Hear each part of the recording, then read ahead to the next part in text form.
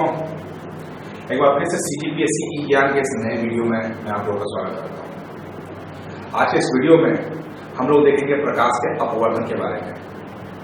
पिछले क्लास में हमने प्रकाश के परावर्तन के बारे में विस्तार से चर्चा किया और बहुत सारे जो परिघटनाएं होती हैं प्रकाश के अंदर में, उन प्रकाश की परिघटनाओं के बारे में हम लोग चर्चा कर रहे हैं।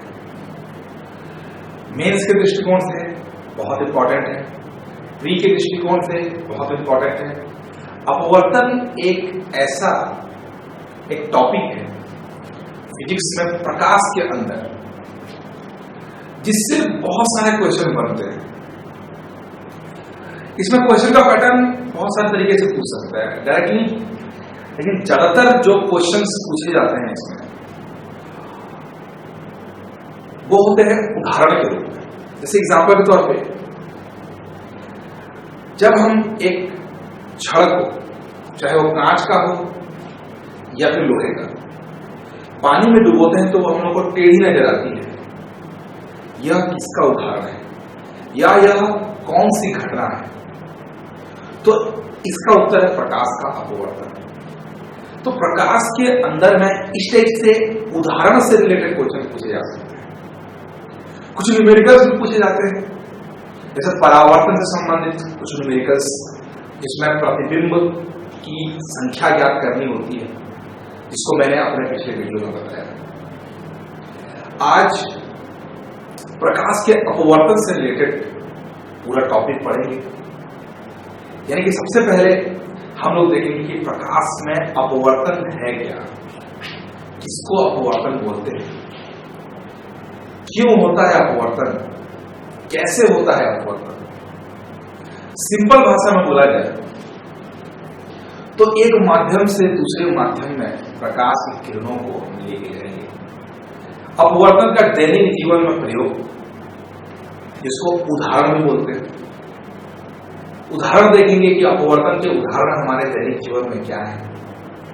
उसके बाद देखेंगे अपवर्तन के कुछ प्रैक्टिकल एग्जांपल्स और उसके कुछ एप्लीकेशंस। शुरू करते हैं दोस्तों, वन बाय वन अपवर्तन क्या है। टॉपिक का नाम है आज प्रकाश का अपवर्तन।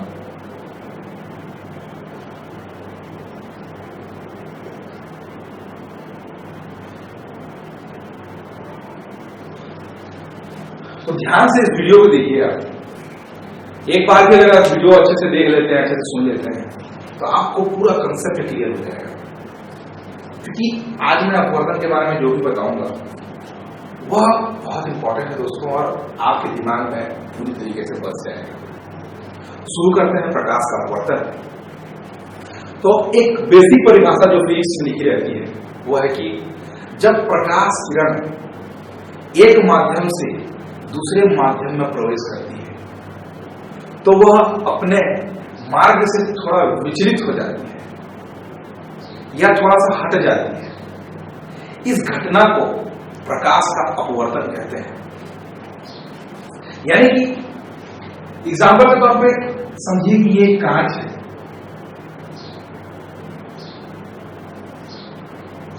और ये तो वायु है। तो जब प्रकाश किरण वायु से कांच में प्रवेश करती है, यानी कि एक माध्यम से जब दूसरे माध्यम में प्रवेश करती है तो वो सीधी नहीं जाती है, बल्कि अपने मार्ग से विचलित हो जाती है। मतलब या तो इधर जाएगी या फिर अंदर की ओर जाएगी।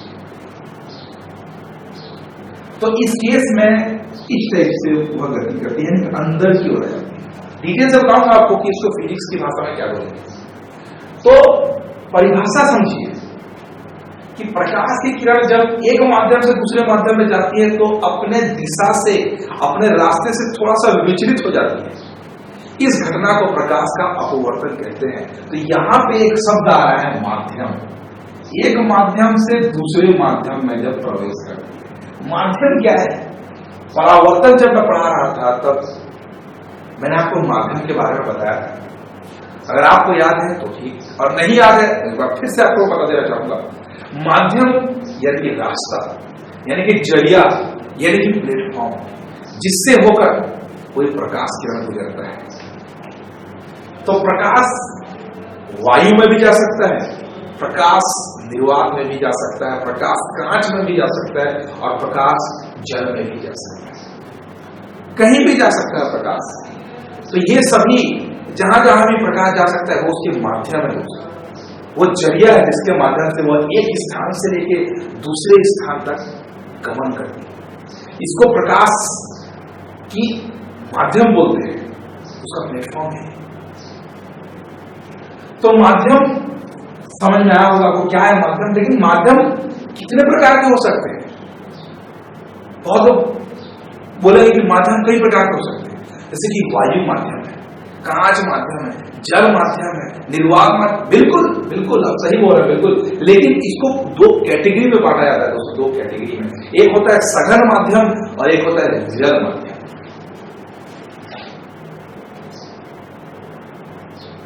सघन माध्यम और दूसरा होता है वो होता है विरल माध्यम। क्या होता है सघन माध्यम? हम ये प्रश्न उठता है, सघन माध्यम क्या है, विरल माध्यम क्या है? बोलचाल की भाषा में पहले बात कर लेते हैं कि सघन मतलब घना और विरल मतलब जो घना नहीं है। जैसे एग्जाम्पल जो आपको मैंने पहले ही बताया कि जब हम एक ऐसे जंगल में प्रवेश करते हैं जहां पे बहुत सारी झाड़ियां हैं, बहुत सारे पेड़ पौधे हैं, दुर्गम जगह है जिस पर जाना बहुत ही मुश्किल है, तो उस जगह पे हम लोग अगर दौड़ना भी चाहें तो हम लोग की गति बहुत तेज नहीं होगी, क्योंकि वह घना माध्यम है, यानी कि वह सघन माध्यम है। तो हम जैसे हैं, प्रकाश भी वैसे ही है। प्रकाश भी जब सघन माध्यम में प्रवेश करता है तो उसकी गति भी धीमी पड़ जाती है दोस्तों, उसकी गति भी थोड़ा बंधी हुई होगी, वह इस सघन माध्यम में प्रवेश करती है तब बंधी हुई उसकी गति होगी। लेकिन विरल माध्यम में ऐसा नहीं होता। विरल मतलब मैदान जहां पे बिल्कुल भी पेड़ पौधे नहीं है, वहां पे हम लोगों की गति बहुत तेज हो सकती है, जितना चाहे जोर से दौड़ सकते हैं। तो उस स्थिति में हम लोग क्या बोलेंगे कि यह एक विरल माध्यम है। तो प्रकाश भी एक विरल माध्यम में जब प्रवेश करती है तो उसको कोई तकलीफ नहीं होती, कोई प्रॉब्लम नहीं होती जब वह विरल माध्यम में जाती है, कोई रुकावट नहीं होती, जैसे कि वायु। तो सघन माध्यम क्या हो सकता है दोस्तों? विरल माध्यम में आपको एक बार से किया था, विरल माध्यम मतलब वायु और सघन माध्यम मतलब कांच भी हो सकता है, सघन माध्यम मतलब पानी भी हो सकता है। आपको क्लियर हो गया होगा।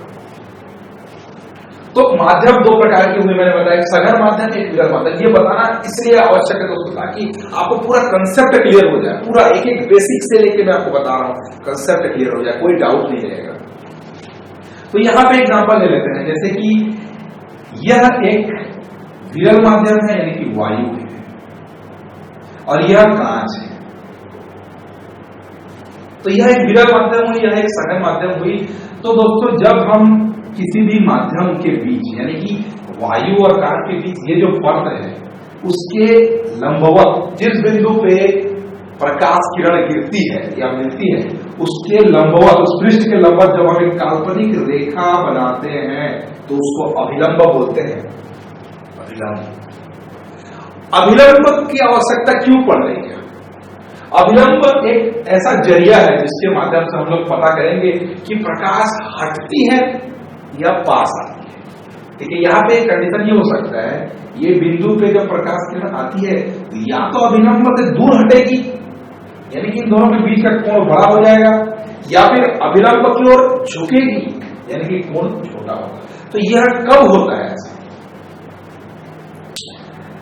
दो है, जब प्रकाश किरण सघन विरल से सघन माध्यम में जब प्रवेश करती है तो उस स्थिति में वह अभिलंब से दूर हटती है या पास, ये हम लोग पास क्वेश्चन है। तो इसको रटने की आवश्यकता नहीं है, बहुत लोग इसमें डाउट रहता है कि क्या होता है, सघन से विरल में प्रवेश करती है तो अलग, विरल से सघन में प्रवेश करती है तो अलग। तो क्या है ये केस? याद करने की जरूरत नहीं दोस्तों, बोलचाल की भाषा में समझने की कोशिश करते हैं, अपने ऊपर इस चीज को लेते हैं। विरल यानी कि जब हवा में जा रही है, प्रकाश जब हवा में जा रही है तो बहुत फ्री तरीके से जा रही है, मार्ग में कोई रुकावट नहीं, अचानक से कांच आ जाता है, कांच में जब प्रवेश करती है यानी कि घने माध्यम में प्रवेश करती है तो उसकी गति क्या होगी, धीमी होगी या स्पीड, धीमी हो जाएगी उसकी गति।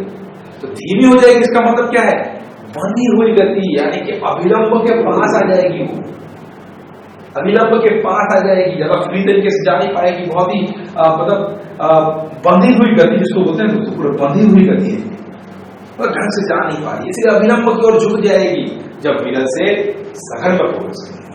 इसके विपरीत जब सघन से विरल में प्रवेश करती है, इसका मतलब जब कांच में बहुत ही बंधी हुई गति के साथ वह प्रवेश कर रही है, जा रही है अच्छे से, अचानक से उसको अचानक से दिखता है कि सामने वायु का माध्यम है, सामने विरल माध्यम है, तब वो क्या करेगी, बहुत ही फ्री तरीके से वह गति करना स्टार्ट कर देगी, यानी कि अभिलंब से दूर हट के गति करना शुरू कर देगी। अब कोई जरूरत नहीं है मुझे साथ में घूमने की, क्योंकि अब मैं विरल माध्यम में प्रवेश कर रही हूं। यानी कि 50 किरण जब सघन से विरल में प्रवेश करेगी तो अभिलंब से दूर हट जाएगी, और विरल से सघन में प्रवेश करेगी यानी कि वायु से कांच में प्रवेश करेगी, तो हम बोल सकते हैं कि प्रकाश की किरण अभिलंब की ओर झुक जाएगी। क्लियर हो सकता है आप लोगों को? तो यही होता है दोस्तों माध्यम, यही होता है सघन माध्यम, यही होता है विरल माध्यम, यही होता है अभिलंब। तो यहां पे यही अपवर्तन है दोस्तों। अभिलंब के साथ यहां पे प्रकाश किरण जो कोण बनाती है उसको आई बोलते हैं, यानी कि आपतन कोण। आपतन कोण जो आपतित किरण और अभिलंब के बीच बनता है उसको आपतन कोण बोलते हैं। जबकि अपवर्तित है प्रकाश, जब परावर्तन होता है तो परावर्तित बोलते हैं, लेकिन जब अपवर्तन होता है तो अपवर्तित प्रकाश बोलते हैं। तो अपवर्तित प्रकाश और अभिलंब के बीच जो कोण बनता है उसको क्या बोलते हैं, अपवर्तन कोण। जब परावर्तन का केस था तो उसको परावर्तन कोण बोलते थे, लेकिन अब इसको हम बोलेंगे अपवर्तन का कोण। तो यहां पे जिस प्रकार परावर्तन के केस में दो नियम थे जिसको परावर्तन का नियम कहा जाता है, उसी प्रकार अपवर्तन के केस में भी दो नियम है। पहला नियम यह है कि आपतन कोण की ज्या किसी एक माध्यम में, यानी कि वायु माध्यम में, आपतन कोण की ज्या और अपवर्तन कोण की ज्या के मध्य एक विशेष अनुपात होता है। यानी कि ज्या का मतलब क्या, साइन, ज्या मतलब साइन, आपतन कोण की ज्या यानी कि आपतन कोण यानी कि साइन आई, अपवर्तन कोण की ज्या यानी कि साइन आर के मध्य एक विशेष अनुपात होता है। मतलब दोनों को अगर भाग दिया जाए एक विशेष मान आता है, उसको माध्यम का अपवर्तनांक बोलते हैं, और इसी को म्यू से डिनोट किया जाता है। म्यू से इसका संकेत है म्यू, जो माध्यम का अपवर्तनांक है। अपवर्तनांक जो कि अपवर्तन शब्द से निकला है, तो अपवर्तन से ही अपवर्तनांक। तो यही पहला नियम है, और इस पहले नियम को ही दोनों दोस्तों, अपवर्तन का ये जो पहला नियम है उसको हम लोग बोलते हैं स्नेल का नियम। स्नेल का नियम।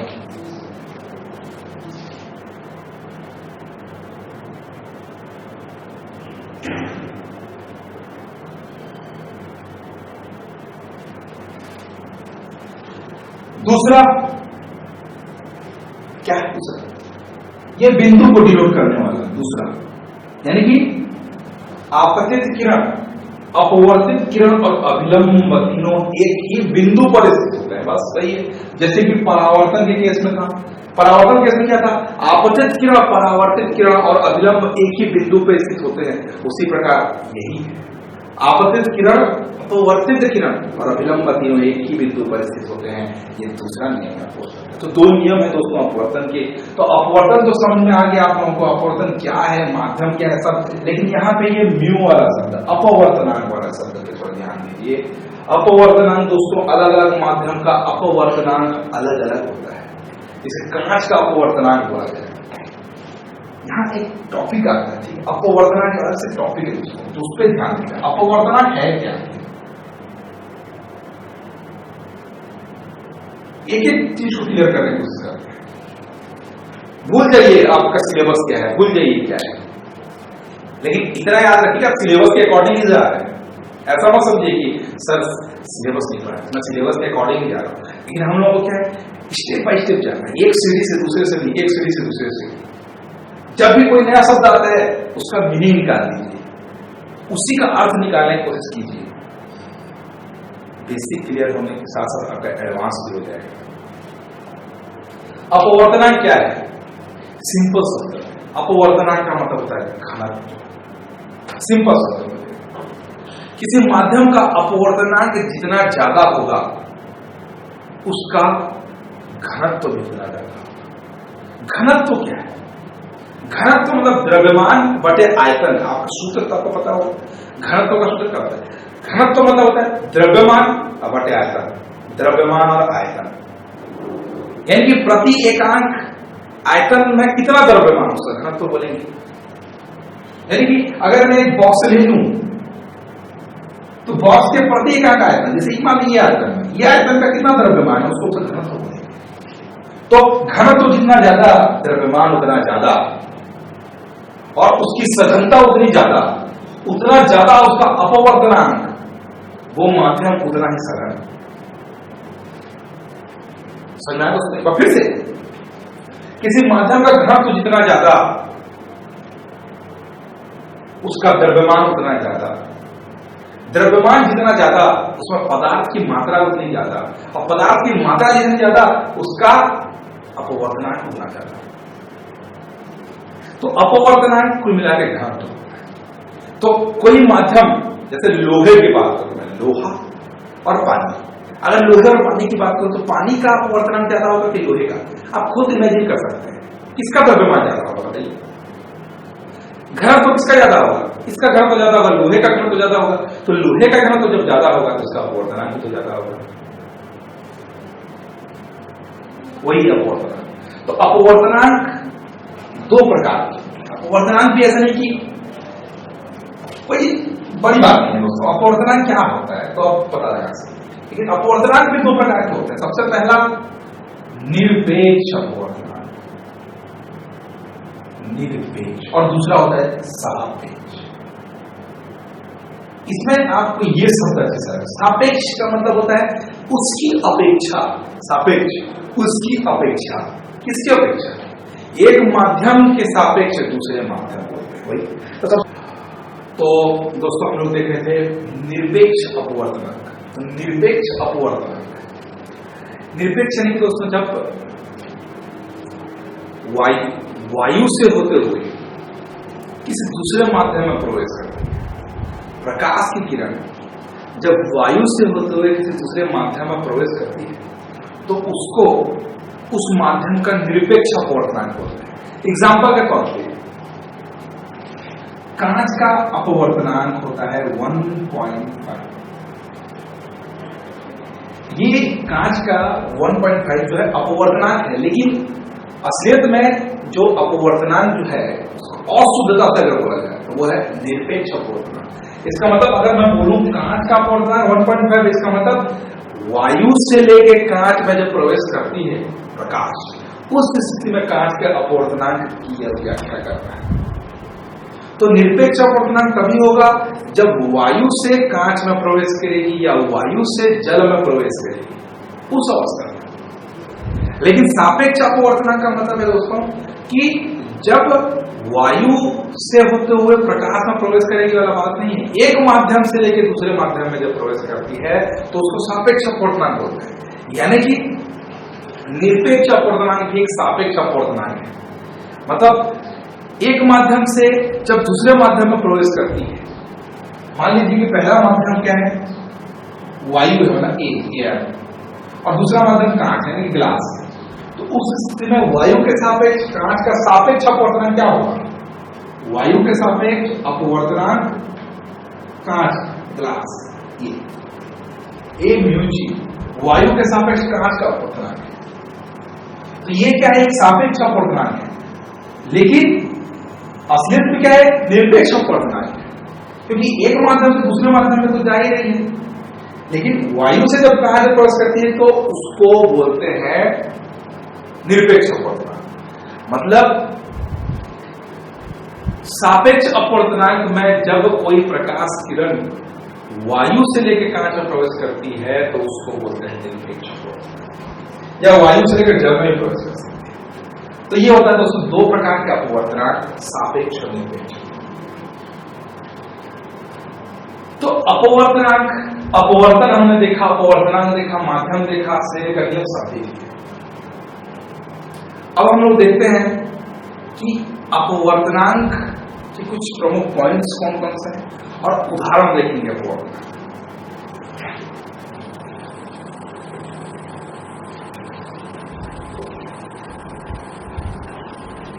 इसमें आपको कुछ सूत्र याद करने पड़ेंगे, न्यूमेरिकल्स में पूछा जा सकता है ये। तो इस एग्जाम्पल बताते हैं,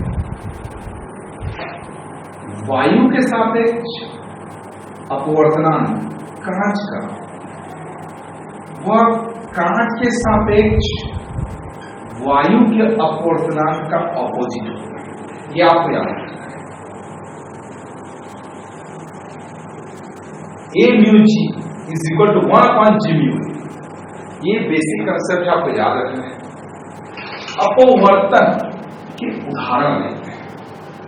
हमारे दैनिक जीवन में अपवर्तन के कौन कौन से उदाहरण हैं और उसके क्या कारण है, कैसे अपवर्तन उसका उदाहरण हो सकता है।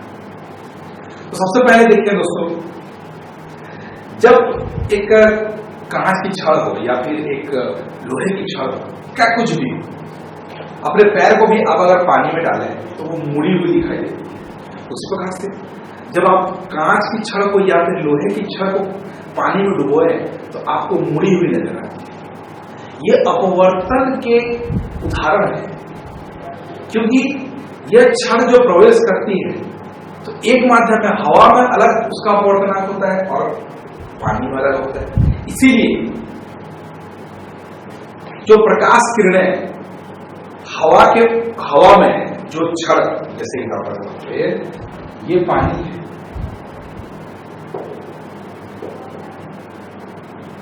ये छड़ है और ये छड़ का थोड़ा सा भाग अंदर है। तो उस स्थिति में देखिए दोस्तों, जब हम लोग यहां से देखते हैं तो उस अवस्था में क्या होता है,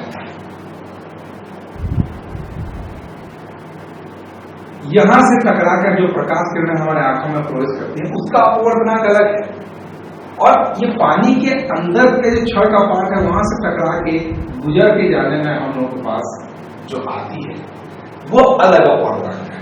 यानी कि यहाँ वायु है और यहाँ कांच है, इसीलिए अलग अलग अपवर्तनांक हो जाने के कारण, अलग अलग माध्यम हो जाने के कारण हम लोगों को छड़ मुड़ी हुई दिखाई देती है। बहुत ही सिंपल सा कंसेप्ट है। और डिटेल में देखें तो यहां से जो प्रकाश किरणें जाती हैं वो तुरंत पहुंच जाती है, लेकिन यहां से जो प्रकाश किरणें आती हैं वह थोड़ा सा विलंब करके जाती है, क्योंकि यह सघन माध्यम है। सघन माध्यम में प्रकाश की चाल थोड़ी सी धीमी हो जाती है, इसीलिए हम लोग को यह छवि एक दूसरे के साथ में दिखाई देते हुए थोड़ा ये छवि जल्दी दिखाई देती है, ये हमें थोड़ी लेट में दिखाई देती है। इसीलिए हम लोग को जो छड़ है वो मुड़ी हुई दिखाई देती है। ये तो था पहला उदाहरण। ये एग्जाम में दोस्तों ये वाला क्वेश्चन पूछा जाता है, एक उदाहरण आपको पूछ देगा और पूछेगा कि यह किसका उदाहरण है, आपको बताना है प्रकाश का अपवर्तन। अगला एक और उदाहरण है, जैसे कि पानी के अंदर हम एक सिक्का भी डालते हैं तो वह अपने स्थिति के थोड़ा सा ऊपर दिखाई देती है, जिस स्थिति में वह है, जितने तली में है, लेकिन वह थोड़ा सा ऊपर दिखाई देती है। यह भी प्रकाश का अपवर्तन का ही उदाहरण है। एक और उदाहरण है कि कभी कभी ऐसा होता है कि सूर्य हमें जल्दी से ही उगता हुआ दिखाई देता है। कभी कभी जो समय है सूर्य के उगने का उस दिन में, उसकी जल्दी हम लोगों को दिखाई दे देती है। या सूर्यास्त के समय भी ये कैसे हो सकता है, सूर्यास्त के टाइम जब सूर्य डूब जाता है तो डूब जाने के पश्चात भी वो हमें दिखाई देती है। क्यों ऐसा? ऐसा इसलिए दोस्तों, समझ लीजिए कि ये पृथ्वी है और सूर्य डूब जाने के बाद यहां पे स्थित है। तो यहां पे स्थिति ऐसा होता है दोस्तों कि यहां का जो वायुमंडल है, पृथ्वी के ऊपर का जो वायुमंडल है, वह एक सघन माध्यम की भांति व्यवहार करता है, सघन माध्यम।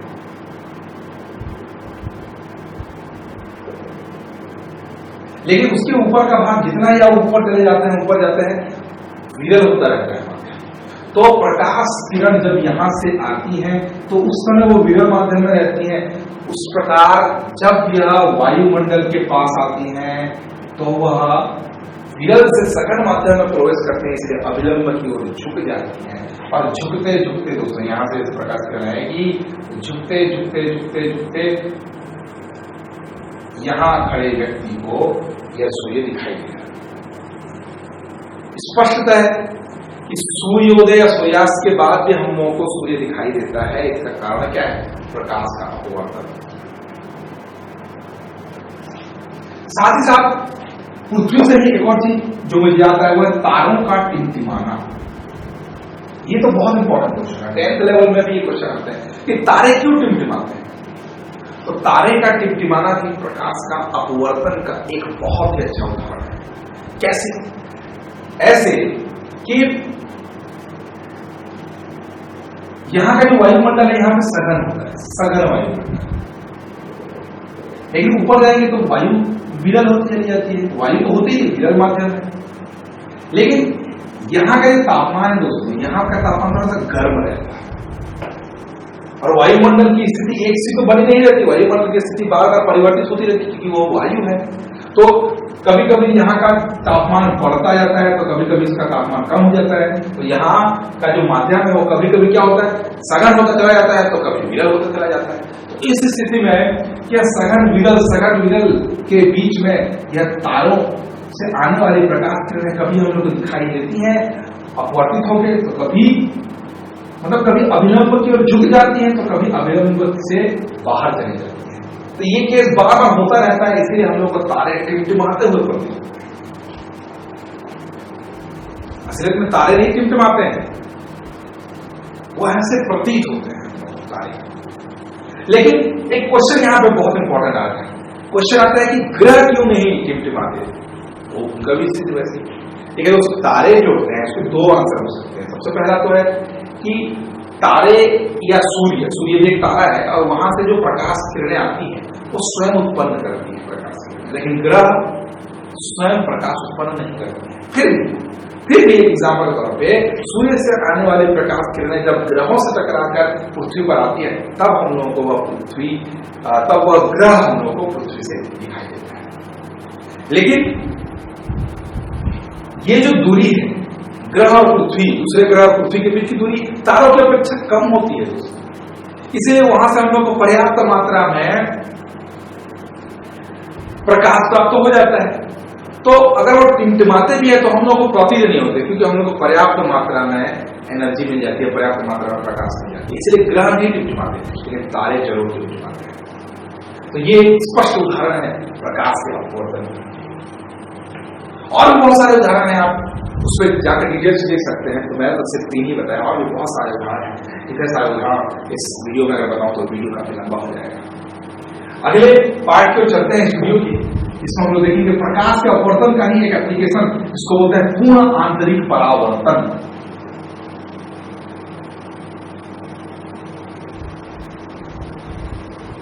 पूर्ण आंतरिक परावर्तन।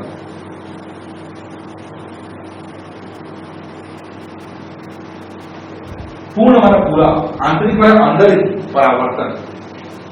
पूर्ण आंतरिक परावर्तन शब्द यहाँ पे परावर्तन है, लेकिन असल में यह अपवर्तन का एक उदाहरण है।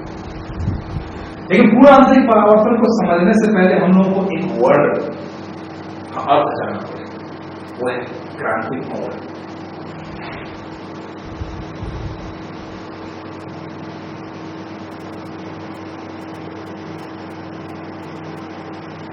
क्रांति क्या होता है? क्रांति देखिए दोस्तों, मान लीजिए कि ये कांच है या फिर पानी, कुछ भी आप मान लीजिए, मतलब एक माध्यम जो है सघन है, ऊपर का माध्यम विरल है। तो जब प्रकाश किरण सघन से विरल में प्रवेश करती है, ध्यान दीजिएगा, सघन से विरल में प्रवेश करती है, यानी कि यहां से ये मान लीजिए अभिलंब है, तो प्रकाश किरण जब सघन से विरल में प्रवेश करती है तो अपवर्तन कोण का मान माने आई है, तो इसमें अपवर्तन क्या है, अभिलंब से क्या होगा, दूर हट जाएगी, अभिलंब से थोड़ा दूर हट जाएगी। जब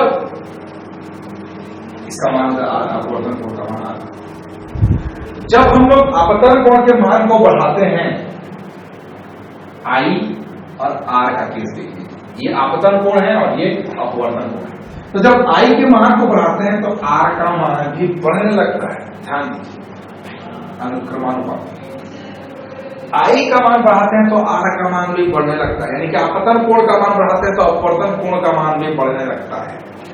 फिर बढ़े, फिर बढ़े, अपवर्तन कोण का मान फिर बढ़े, आई का मान, आर का मान फिर बढ़े, ऐसे बढ़ते बढ़ते एक स्थिति ऐसी आती है जब अपवर्तन कोण के एक विशेष मान के लिए अपवर्तन कोण का मान जो है 90 डिग्री होता है। 90 डिग्री यानी कि इन दोनों के बीच जो कोण है 90, यानी कि ये देखिए, ये अगर प्रकाश किरण जा रही है तो अपवर्तन के पश्चात इसी सतह से होकर गुजरेगी। तो उस स्थिति में जब आर का मान 90 डिग्री हो, यानी कि अपवर्तन कोण का मान जब 90 अंश हो, अपवर्तन कोण मतलब अभिलंब और अपवर्तक किरण के बीच का कोण जब 90 डिग्री हो, उस स्थिति में आपतन कोण का जो मान रहता है उसी को बोलते हैं क्रांतिक कोण। एक बार फिर से मैं कहता हूं कि जब आपतन कोण के मान को बढ़ाते हैं तो अपवर्तन कोण का मान भी बढ़ता रहता है, लेकिन आपतन कोण के एक निश्चित मान के लिए अपवर्तन कोण का मान 90 डिग्री हो जाता है, यानी कि वह उसी सतह से होकर गुजरना प्रारंभ कर देती है। तो उस स्थिति में जब अपवर्तन कोण का मान 90 अंश हो तो आपतन कोण के मान को क्रांतिक कोण कहते हैं। स्पष्ट है? तो ये होता है क्रांतिक कोण। आई होप कि आप लोग अच्छे समझ में आ गया होगा। लेकिन क्रांतिक कोण से पूर्णांतरिक परावर्तन का क्या रिलेशन है? क्रांतिक कोण तो हम लोग को पता चल गया। अब आगे बढ़ते हैं, आगे क्या होगा, आगे किस चीज, क्रांतिक कोण के क्रांतिक कोण माना गया, मतलब आपतन कोण के एक निश्चित मान के लिए यह अभी यहां से गुजर रहे हैं। अगर इसके आगे फिर से अगर हम आपतन कोण का मान बढ़ा लेते हैं, मतलब क्रांतिक कोण के भी आगे फिर से हम लोग आपतन कोण का मान अगर बढ़ा दें, तो उस स्थिति में यह जो अपवर्तित किरण है वह विरल माध्यम में न जाके सघन माध्यम में ही वापस लौट जाती है। इसका मतलब यह यहां पे परावर्तित हो जाती है, यहां से टकराने के बाद वह उसी दिशा में उसी माध्यम में वापस आ जाती है, विरल माध्यम में जाती ही नहीं है। तो इस घटना को बोलते हैं दोस्तों पूर्ण आंतरिक परावर्तन। इसका मतलब यह है कि जब हम आपतन कोण का मान क्रांतिक कोण के मान से भी बढ़ा देते हैं तो प्रकाश की किरण विरल माध्यम में न जाकर वापस उसी माध्यम में वापस आ जाते हैं, यानी कि परावर्तित हो जाती है। इस केस को हम लोग बोलते हैं पूर्ण आंतरिक परावर्तन। यही परावर्तन है।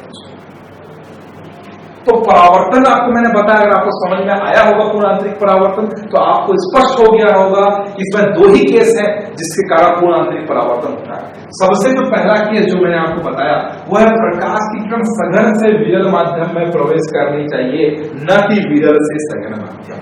यानी कि प्रकाश किरण सघन से विरल माध्यम में प्रवेश करे तभी जाकर पूर्ण आंतरिक परावर्तन की घटना हो सकती है, वरना नहीं हो सकती। ये पहला नंबर केस है। और दूसरा नंबर केस है कि आपतन कोण का मान क्रांतिक कोण के मान से बड़ा होना चाहिए। अगर बड़ा नहीं है तो आप पूर्ण आंतरिक परावर्तन देख नहीं पाएंगे, आप हीरे को चमकते हुए नहीं देख पाएंगे। इसके लिए आपको आपतन कोण का मान क्रांतिक कोण के मान से बड़ा होना दिखाई देना होगा। तो ये दो केस है दोस्तों। अगर पहला केस तो ही है कि सघन से विरल माध्यम में प्रवेश करे, यानी कि सघन से वी सघन से विरल माध्यम में प्रवेश करे तभी जाके। और दूसरा क्या है? दूसरा ये है कि आपतन कोण का मान क्रांतिक कोण से बड़ा होना चाहिए। सी क्रांतिक कोण मान लेते हैं, तो क्रांतिक कोण से बड़ा होगा तभी जाके हम लोग पूर्ण आंतरिक परावर्तन देखने को मिलेगा, नहीं तो नहीं देखने को मिलेगा। यही है दोस्तों पूर्ण आंतरिक परावर्तन का नियम। पूर्ण आंतरिक परावर्तन नहीं होता है। अब हम लोग पहुंचते हैं पूर्ण आंतरिक परावर्तन होता क्या है पता चल गया। अब उदाहरण देखते हैं पूर्ण आंतरिक परावर्तन क्या होता है। तो सबसे पहला जो उदाहरण होता है वो दोस्तों होता है हीरे का चमकना। पूछता है हीरे क्यों चमकते हैं? तो दोस्तों हीरे में जब प्रकाश जाती है और दूसरी ओर से जब वापस आती है, प्रकाश प्रवेश कर गई और प्रवेश करने के बाद वापस सघन विरल से सघन में प्रवेश करी, लेकिन सघन से विरल में भी तो निकलेगी। तो जब विरल से सघन में जाएगी तब नहीं चमकती है, लेकिन जब प्रकाश जो हीरे के अंदर जो प्रकाश हुआ जब बाहर निकलती है तो उस स्थिति में आपतन कोण का मान जब क्रांतिक कोण से बड़ा हो जाएगा तब हीरा चमकने लगता है। इसीलिए हीरा चमकता है दोस्तों, हीरे को चमकना। इसके अतिरिक्त जब हम एक कांच की छड़ को पानी में डुबोते हैं तो कभी कभी ऐसा होता है कि एक एंगल से हम लोग देखते हैं तो हम लोग को नहीं लगता कुछ, सिर्फ चमकता है, लेकिन एक विशेष एंगल पे क्या होता है कि हम लोग ऐसा लगता है कि हम लोग उसमें सिल्वर कलर की पॉलिश किए हुए हैं, उस कांच के ऊपर हम लोगों ने पॉलिश की हुई ऐसा दिखता है। वह भी पूर्ण आंतरिक परावर्तन का उदाहरण है। उस कंडीशन में भी आपतन कोण का मान क्रांतिक कोण की मान से बड़ा हो जाता है और यही पूर्ण आंतरिक परावर्तन है। और सबसे इंपॉर्टेंट जो एग्जाम में पूछा जाता है वो है मृग मरीचिका, जो रेगिस्तान में हम लोग का अचानक से पानी दिखाई देता है, अचानक से थका हारा व्यक्ति रेगिस्तान में चला जा रहा है, पानी उसके पास नहीं है, पानी की तलाश में वो दर दर भटक रहा है, रेगिस्तान में पानी की बूंद भी उसको नहीं मिल रही है। उस स्थिति में दूर कहीं उसको एक झील दिखाई देती है दोस्तों, झील। साथ ही साथ कोई पेड़ जो उस झील के किनारे मौजूद है उसमें उसकी छाया भी दिखाई देती है। इस अनुभव को देखते हुए, इस दृश्य को देखते हुए वह प्रसन्न हो जाता है, उसको लगता है कि पानी मिल गया मुझे। लेकिन जब जब वो पास जाता जाता है उसको वो झील दिखाई नहीं देती है। 1 किलोमीटर बीत जाता है, 2 किलोमीटर बीत जाते हैं, 3 किलोमीटर बीत जाते हैं, वह पानी का झील उसको दिखाई नहीं देता। इसका कारण क्या है? वहां का पानी का झील हो ही नहीं सकता, वहां नहीं था पानी का झील। वही है मृग मरीचिका, जो कि एक दृष्टि का भ्रम है और उसका कारण यह पूर्ण आंतरिक परावर्तन। ऐसा क्यों होता है? पूर्ण आंतरिक परावर्तन क्यों होता है? मृग मरीचिका क्यों बनता है? तो मान लीजिए कि ये एक पेड़ है दोस्तों, अब पेड़ किस टाइप से होगा? आप खजूर का पेड़ होगा, खजूर का पेड़ मान लीजिए, खजूर का पेड़, क्योंकि रेगिस्तान में खजूर के पेड़ के अलावा कौन सा पेड़ है? तो खजूर का पेड़ है। यहां एक व्यक्ति ऊंट में बैठा हुआ है,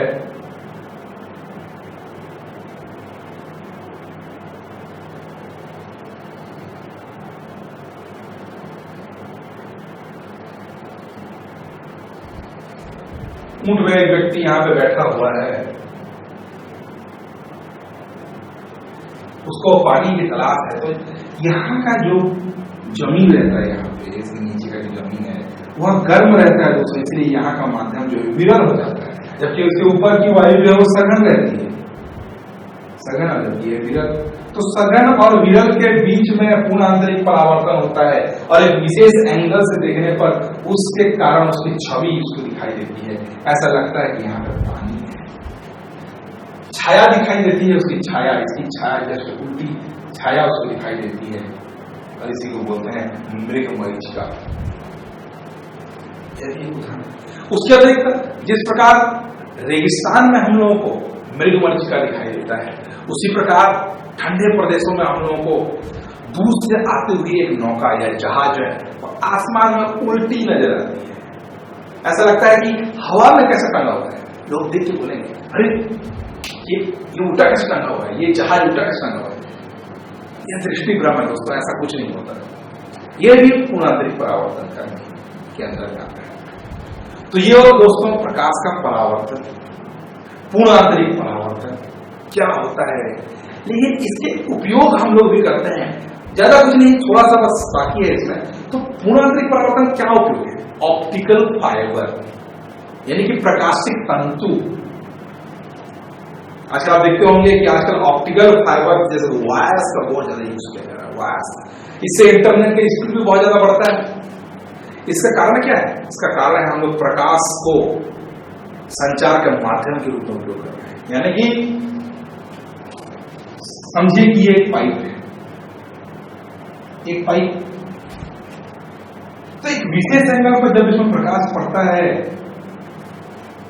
तो आपतन कोण का मान जब क्रांति कोण के मान से बड़ा हो जाता है तो उस स्थिति में यहाँ परावर्तन हो जाता है, भले ये कांच है फिर भी यहाँ परावर्तन हो जाता है, फिर परावर्तन। तो प्रकाश जिसकी गति 3 × 10⁸ मीटर प्रति सेकंड होता है, इस वेग से उसको हम एक स्थान से दूसरे स्थान पर भेज सकते हैं। उसकी इंफॉर्मेशन इसको बोलते हैं डिजिटल इंफॉर्मेशन, जो कि 0 और 1 के फॉर्म में रहता है।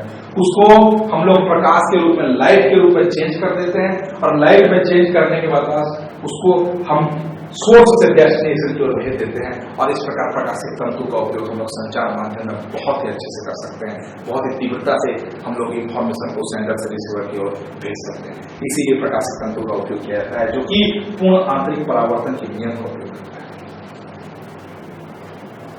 तो दोस्तों यहीं पे यह प्रकाश का अपवर्तन खत्म होता है। प्रकाश का अपवर्तन में इतने सारे इंफॉर्मेशन है जो आपको याद करने हैं। इसके बाद हम लोग लेंस के बारे में देखेंगे अगले वीडियो में। तो अगर आपको प्रकाश के अपवर्तन में किसी प्रकार का डाउट या फिर ऐसा कोई क्वेश्चन जो आपको लगता हो कि हमें पढ़ाना चाहिए, तो आप कमेंट सेक्शन के माध्यम से इसको लिख सकते हैं। प्रकाश के अपवर्तन कमेंट सेक्शन के माध्यम से लिखिए उस क्वेश्चन को, जो भी आपको डाउट हो। इस वीडियो में अगर आपको कुछ चीज समझ नहीं आया तो अभी आप कमेंट सेक्शन के माध्यम से पूछ सकते हैं। लाइक करें, शेयर करें इस वीडियो को CDPSC ज्ञान की तरफ से। हम आपकी हेल्प जरूर करेंगे। तो अगले वीडियो में